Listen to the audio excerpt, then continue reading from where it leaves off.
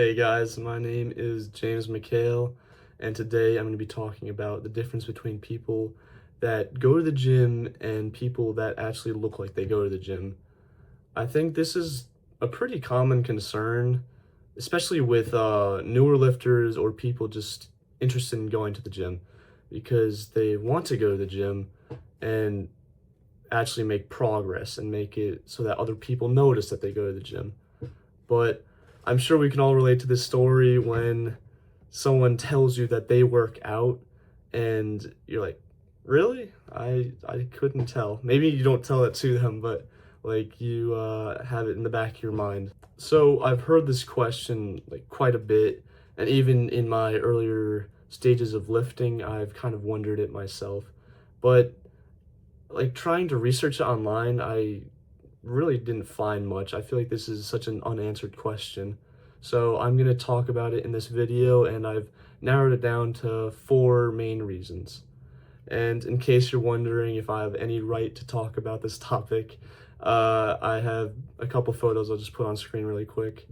These photos are with a pump and decent lighting, so take it with a grain of salt, but I do think that it's pretty clear that I work out. So the most obvious principle that I'm going to talk about today is consistency. You cannot expect to see major results if you don't go to the gym multiple times a week. Like going on and off is like not an option. If you want to look like you work out, you have to be consistent. And this means building a structured routine that you can follow. This has to be realistic.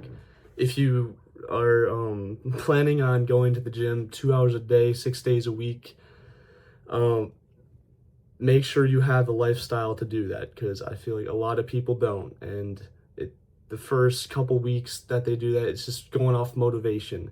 So if you literally have the time and motivation to go 3 times a week, maybe 30 minutes each session, then that's what you should do. But make sure you stay consistent. And if you want to increase the amount of time or days you go a week, make sure you feel comfortable with what you have in place first, and then incrementally increase off that. Another thing that you should keep in mind with consistency is that you should never really plan to stop. When you stop, you lose the muscle that you've gained and you go back right to square one. So when you start working out, you should plan to start doing it for the rest of your life, which is why it's so important to make it a realistic routine so that you can keep working out and it just feels like habit. That being said, once you gain the muscle, it's much easier to maintain it, but you should plan to work out for the rest of your life if you want to keep the muscle you have. The next topic that I want to bring up is diet. I know so many people that spend hours and hours in the gym each week and they eat like complete trash when they get home, like fast food every night. I'm not saying you can't eat unhealthy things sometimes, but you should really be trying to limit it if you want to make it look like you work out. And if dieting is completely new for you, then I suggest just trying to follow the basics, eating more whole foods. Getting enough protein in is so important. I try to follow 1 gram of protein per pound of body weight, and I weigh like 190 pounds, so that I would need 190 grams of protein per day. And lastly, getting a good pre-workout meal about 60 to 90 minutes before you start lifting. You don't want it too far out because then you'll feel fatigued and lethargic while you're working out. You won't be able to lift as heavy. And you don't want it too close to the workout because then you'll feel more nauseous.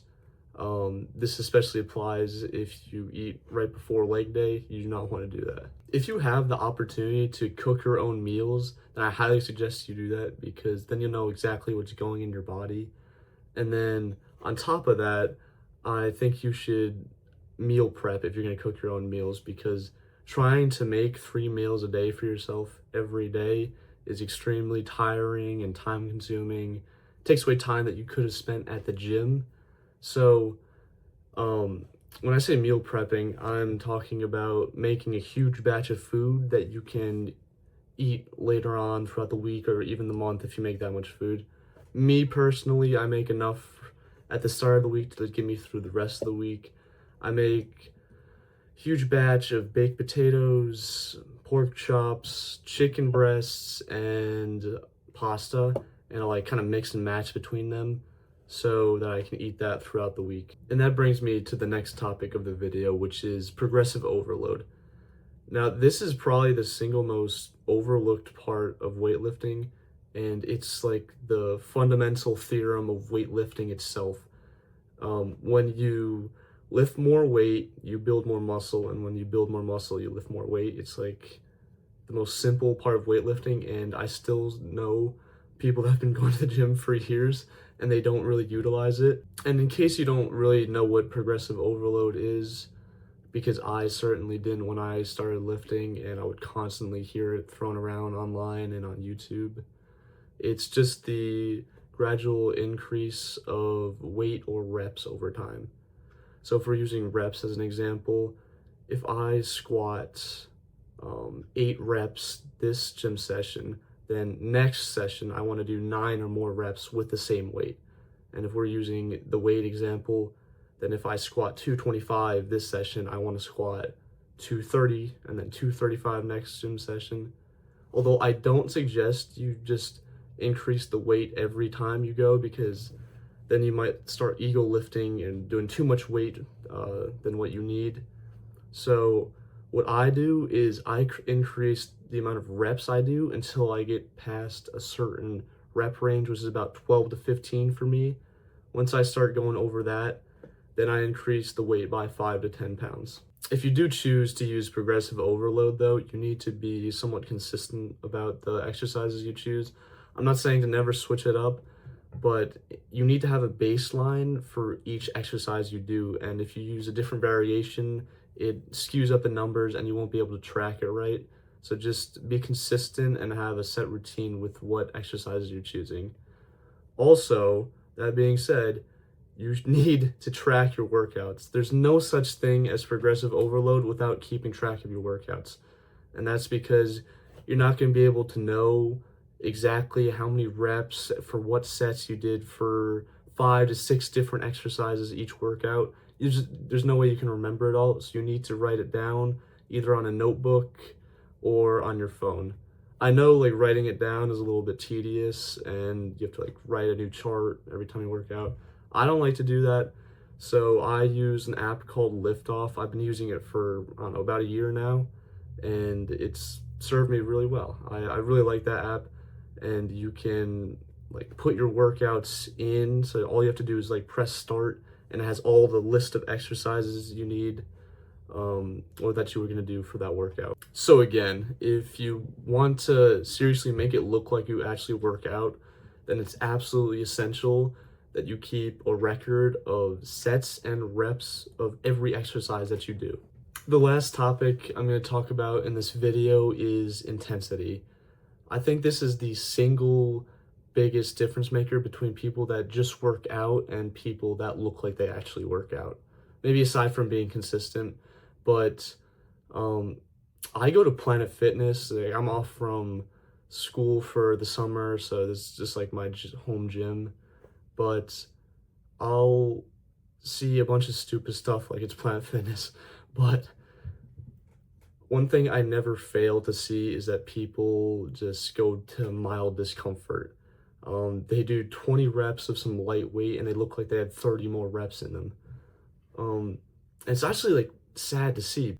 I'm not saying that you're getting nothing out of your workout by doing that, but you're not gonna get the results that, most people want, which is why you should be trying to aim to go close to failure with every set that you go. I'm not saying to go to failure every set, because that can even be counterproductive sometimes, like over fatiguing yourself for later exercises. But you should be very close to failure every time that you touch a weight. You need to put in serious effort if you want serious results. All right, everybody. If you made it this far, thank you for watching. I really appreciate it. But before you go, I don't want everything that you just watched to be for nothing. So go back and rewatch if you need to, but think about any of the 4 concepts I talked about in today's video and try to either A, implement it in your own lifting journey, or B, just try to improve upon it if you're already doing it.